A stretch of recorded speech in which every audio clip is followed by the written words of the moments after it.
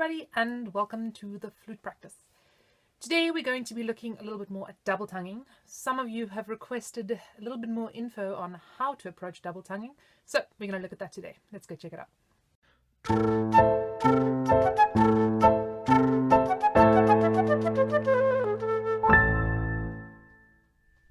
If you've never done double tonguing in your entire life, you might just want to start by getting your tongue used to the tuh-kuh, tuh-kuh, tuh-kuh, tuh-kuh, tuh-kuh, tuh-kuh, tuh-kuh movement. Just sitting there and going tuh-kuh, tuh-kuh, tuh-kuh, tuh-kuh. This is, it's a slow process. It's a new movement and it's just going to take some time. You're probably going to feel in the beginning like, I'm never going to get this. This is impossible. But patient practice, I promise you will. I did a whole video on double tonguing without the flute, biting down and just practicing the tuh-kuh, tuh-kuh, tuh-kuh, tuh-kuh. Go check this out.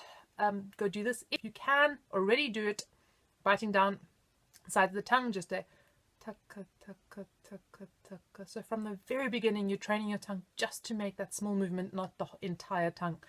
That is great. Once you've done this, you're getting fairly comfortable with the movement, you can do the opposite. So now you can do a kata, kata, kata, kata. So kata, kata, kata, kata, kata, kata, kata, kata, kata, kata, kata, kata, kata. When this feels quite natural, you can also, speed it up slowly over time. Then I think we're ready to move on to the flute. All right, so moving on to the flute now. We want to choose a note that is fairly comfortable for you. So don't choose something where, you're just struggling to get a sound out. You want to choose a note that, you're a rock at, you're awesome at. I'm going to start off just a very kind of seeing where I'm at, seeing what's going on, just a gentle.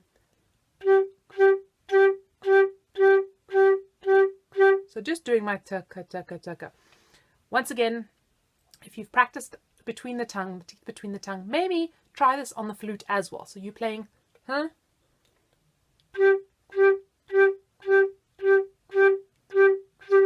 And then as that becomes more comfortable, you can just release the tongue and let it just stabilize there. Okay, so as your tongue's kind of getting used to this movement, it's getting, more acquainted with it, we are going to pop out our metronomes. I just, got my cell phone. It's a bit unspectacular. But anything that is basically going to help you keep beat.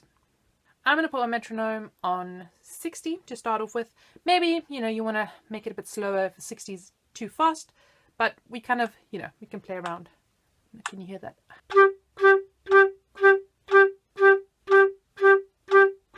So nothing fancy, nothing spectacular, just seeing how that feels. And now you just want to bump your metronome up a little bit higher, however much, maybe to 65. I'm going to go to 70, but take it as slow as you need to take. And we do the next one.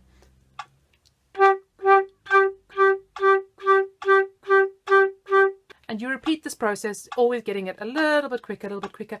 When the tongue feels tired, take a break. Have a rest. So eventually you should have it nicely up to speed. We're at a.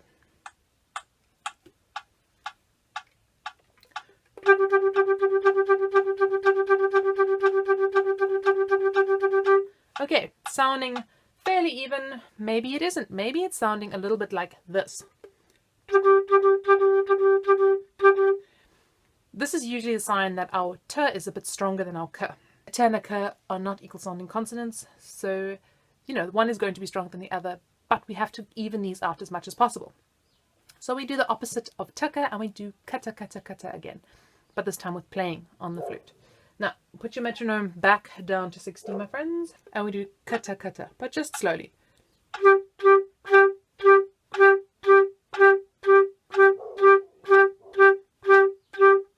And you're going to once again, slowly wind up your metronome, wind up your metronome, wind up your metronome, until you can do your tuh-kuh and your kata more or less at the same kind of speed.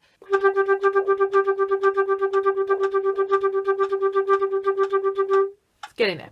Be gentle with yourself. The tuh-kuh is much easier than the kata, so it's going to take a while to get the kata up to speed.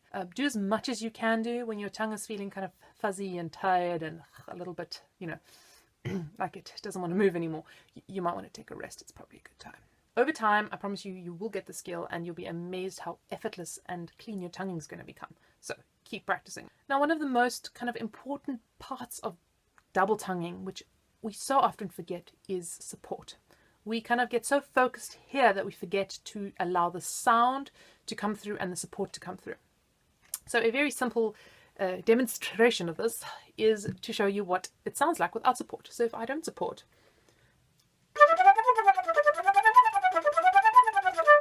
coordination gets difficult, becomes, the sound goes away, everything just kind of falls apart. If I support properly,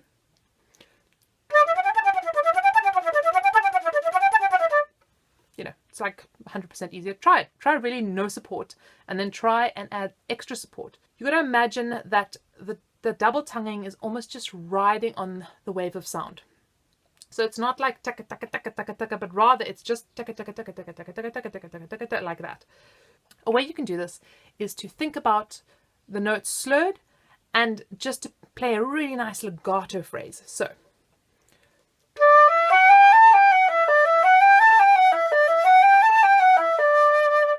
and then add the tongue.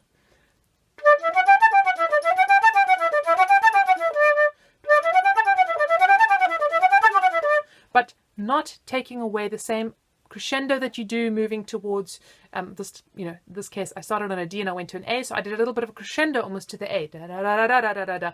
And it's the same, really allowing that airstream to go.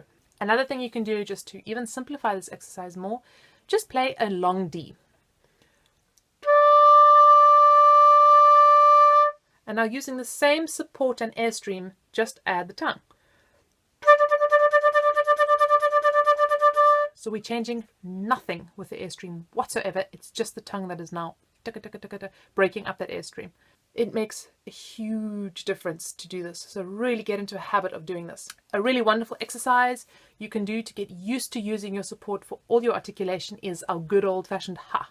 So on just a ha, we're going to do our tuh-kuh number 1 again.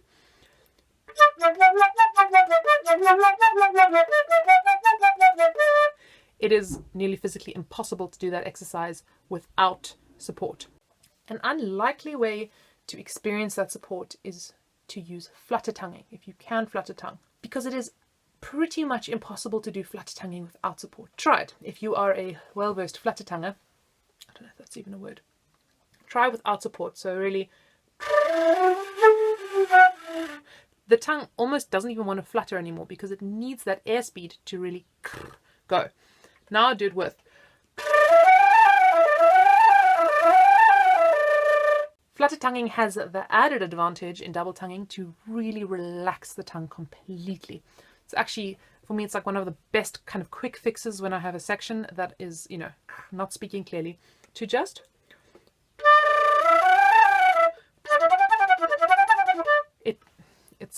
give it a try. It's amazing. Remember, this is a patience thing. It's something that just takes work and time, but with perseverance, I promise you, you will get it. So good luck and happy practicing.